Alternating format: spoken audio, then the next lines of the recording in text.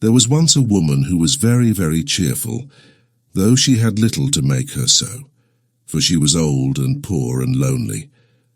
She lived in a little bit of a cottage and earned a scant living by running errands for her neighbours, getting a bite here, a sup there, as reward for her services. So she made shift to get on, and always looked as spry and cheery as if she had not a want in the world. Now one summer evening, as she was trotting, full of smiles as ever, along the high road to her hovel, what should she see but a big black pot lying in the ditch? "Goodness me," she cried, "that would be just the very thing for me if I only had something to put in it. But I haven't. Now who could have left it in the ditch?" And she looked about her, expecting the owner would not be far off, but she could see nobody. "Maybe there is a hole in it," she went on, "and that's why it has been cast away. But it would do fine to put a flower in for my window, so I'll just take it home with me." And with that she lifted the lid and looked inside. "Mercy me," she cried, fair amazed, "if it isn't full of gold pieces, here's luck." And so it was, brimful of great gold coins.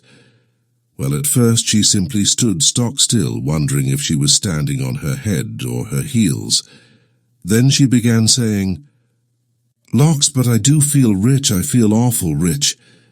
After she had said this many times, she began to wonder how she was to get her treasure home. It was too heavy for her to carry, and she could see no better way than to tie the end of her shawl to it and drag it behind her like a go-kart. "It will soon be dark," she said to herself as she trotted along. "So much the better. The neighbours will not see what I'm bringing home, and I shall have all the night to myself, and be able to think what I'll do. Mayhap I'll buy a grand house and just sit by the fire with a cup of tea and do no work at all like a queen.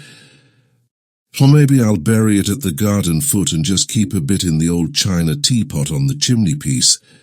Or maybe goody, I feel that grand I don't know myself." By this time she was a bit tired of dragging such a heavy weight, and stopping to rest a while, turned to look at her treasure. And lo, it wasn't a pot of gold at all. It was nothing but a lump of silver.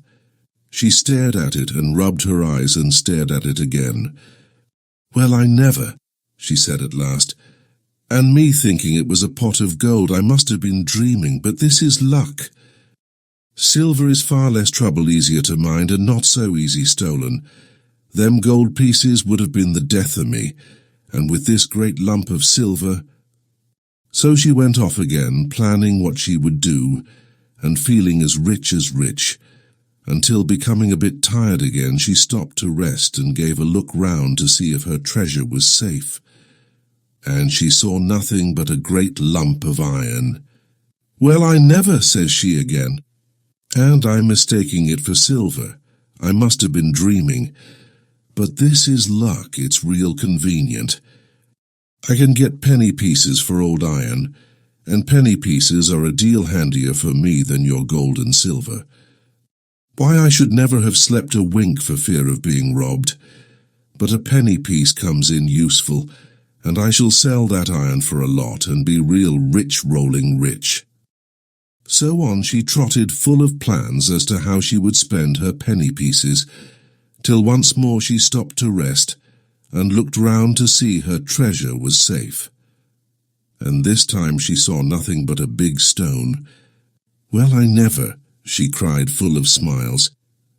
"And to think I mistook it for iron. I must have been dreaming, but here's luck indeed, and me wanting a stone terrible bad to stick open the gate. Oh my, but it's a change for the better. It's a fine thing to have good luck. So, all in a hurry to see how the stone would keep the gate open." She trotted off down the hill till she came to her own cottage. She unlatched the gate, and then turned to unfasten her shawl from the stone which lay on the path behind her. Aye, it was a stone sure enough, There was plenty light to see it lying there, douce and peaceable as a stone should. So she bent over it to unfasten the shawl end when, oh my! All of a sudden it gave a jump, a squeal, and in one moment was as big as a haystack. Then it let down 4 great lanky legs and threw out 2 long ears, nourished a great long tail and romped off, kicking and squealing and whinnying and laughing like a naughty, mischievous boy. The old woman stared after it till it was fairly out of sight. Then she burst out laughing too. "Well," she chuckled, "I am in luck. Quite the luckiest body hereabouts.